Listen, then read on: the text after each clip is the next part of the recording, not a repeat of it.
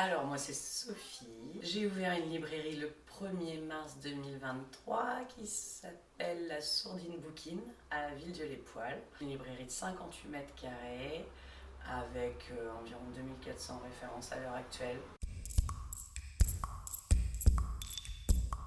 Parce qu'à Villedieu, nous sommes les Sourdins et Sourdines, duo cloche qui est fondé il y a très longtemps, qui faisait beaucoup de bruit, donc Sourdin, Sourdine, et moi vu que je suis née ici, je suis une sourdine, donc voilà, la Sourdine Bouquine. Alors c'est un projet que j'ai depuis une bonne dizaine d'années et donc ça a mûri et j'ai décidé de me lancer parce que là mes enfants sont grands. J'ai commencé par chercher un local, donc on a trouvé celui-ci, on a tout cassé, on a tout recommencé, on a fait ça à notre goût. Ça fait plus d'1 an qu'on bosse dessus. J'ai essayé de faire un lieu convivial, où les gens se sentent bien, où ils peuvent prendre leur temps.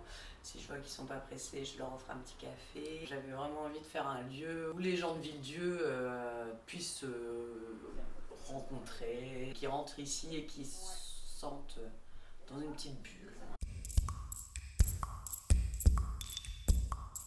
Alors j'ai essayé de faire, c'est pas compliqué, du plus petit au plus grand. Il y en a pour tous les goûts, diversifié au maximum. Je cherchais quelque chose pour accompagner les livres, qui aille dans le sens du loisir, de la détente, d'un moment familial. Donc eh bien les jeux de société c'est ce qu'il y avait de mieux. Parce que quand je suis en vacances en famille, on fait des jeux de société et on bouquine.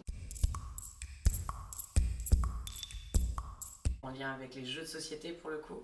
J'ai fait un après-midi jeux de société au bistrot de l'Union, là sur la place, donc un dimanche après-midi pour la famille. C'était chouette, on a passé un très bon moment, donc ça va être refait. Un mercredi de temps en temps, une matinée avec les enfants. Je suis ancienne animatrice, donc voilà, j'ai 10 ans d'animation derrière moi, donc j'ai des idées, j'essaye de peaufiner et puis voir ce que les gens vont attendre aussi.